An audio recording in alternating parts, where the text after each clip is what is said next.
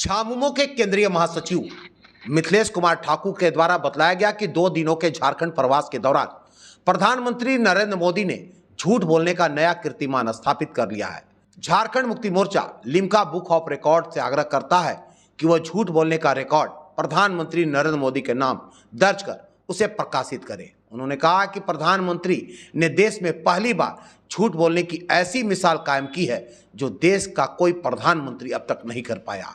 अब तो हालात ये हो गए कि अब बच्चे पूछने लगे हैं कि आप लोग कहते हैं कि झूठ बोलना पाप है, लेकिन प्रधानमंत्री मोदी तो खुलेआम झूठ बोलते हैं, तो फिर ये पाप कैसे हुआ।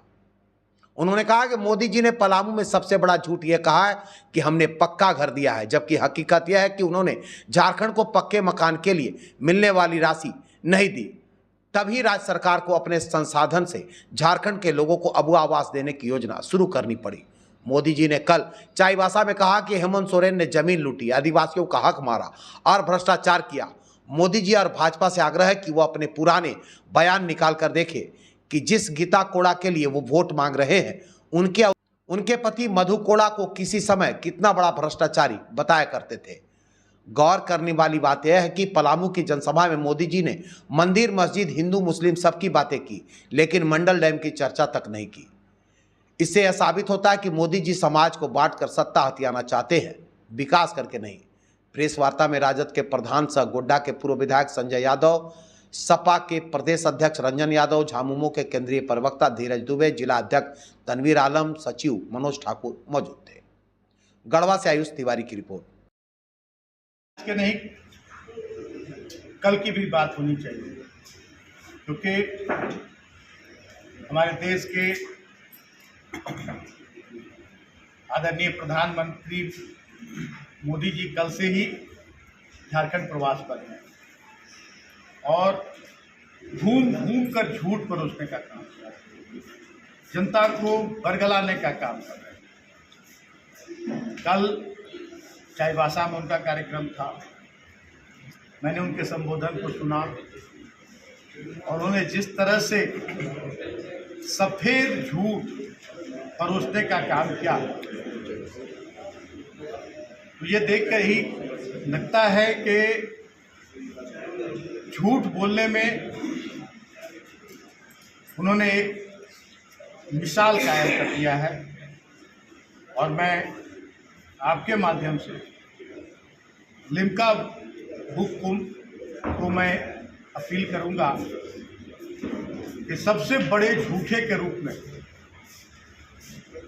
Limca book of world record में परम आदरणीय मोदी जी का नाम अंकित किया जाए। और दूसरी बात, कल जैसे उन्होंने खुले मन से हिंदू मुसलमान की बात करी, उन्होंने साफ साफ मन से कहा कि कांग्रेस सत्ता में आएगी तो हिंदुओं की संपत्ति छीनकर मुसलमानों के बीच बांट दी जाएगी। मैं अपील करता हूं आपके माध्यम से केंद्रीय चुनाव आयोग को इस पर संज्ञान ले और आदरणीय मोदी जी जैसे जिम्मेदार व्यक्ति के द्वारा इस तरह हिंदू मुसलमान की बात करना, ये कहाँ तक उचित है, इस पर चुनाव आयोग को निश्चित रूप से सवाल करना चाहिए और विधि सम्मत कार्रवाई करनी चाहिए।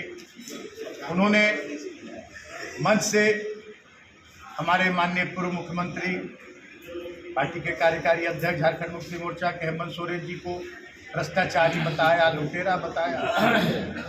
तो हम वैसे भ्रष्टाचारी और वैसा लुटेरा कहलाना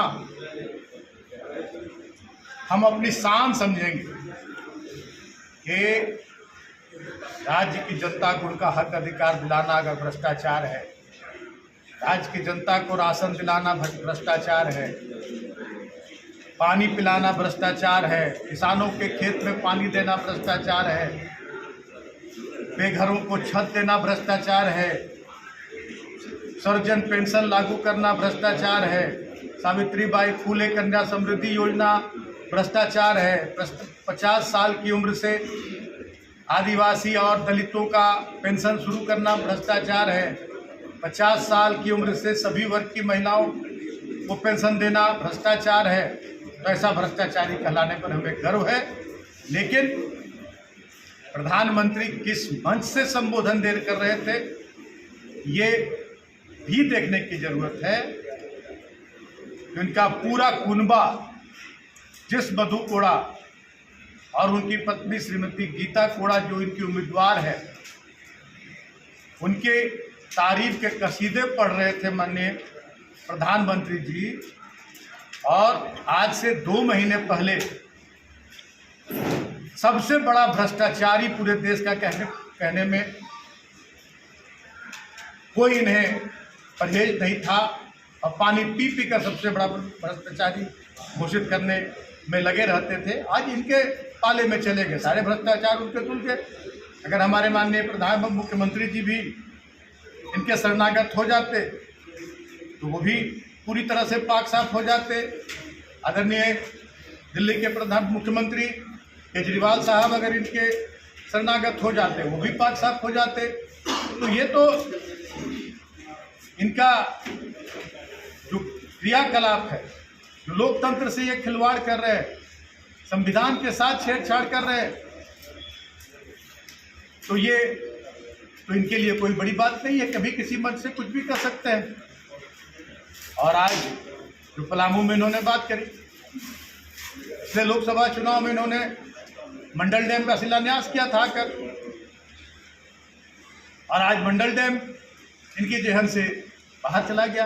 आज भूल गए मंडल डैम, क्योंकि जानते हैं कि मंडल डैम में एक ईंट तक नहीं रखा गया।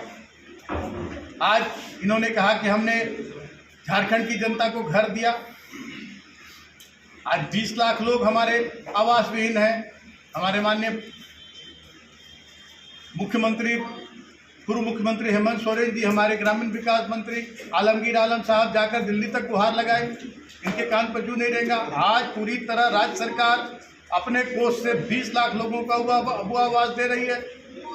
तो इनके पास 10 साल की उपलब्धि, कोई भी उपलब्धि बताने के लिए इनके पास नहीं है, क्योंकि इन्होंने जनता के लिए, देश के लिए, राज्य के लिए एक कदम भी आगे नहीं बढ़ाया है। ये सिर्फ फूट डालो राज करो की नीति के तहत काम करते आए, और इस बार भी इन्हें लगा, इस बार भी हमारी नैया पार हो जाएगी फूट डालकर, हिंदू मुसलमान कराकर।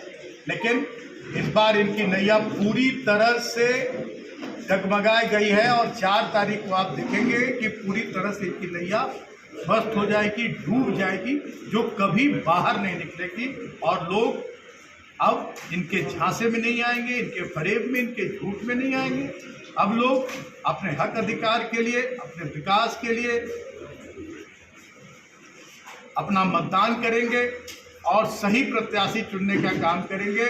और इनका 180 तक का आंकड़ा पहुंचना इनके लिए, आगे तक पहुंचना इनके लिए मुश्किल हो जाएगा।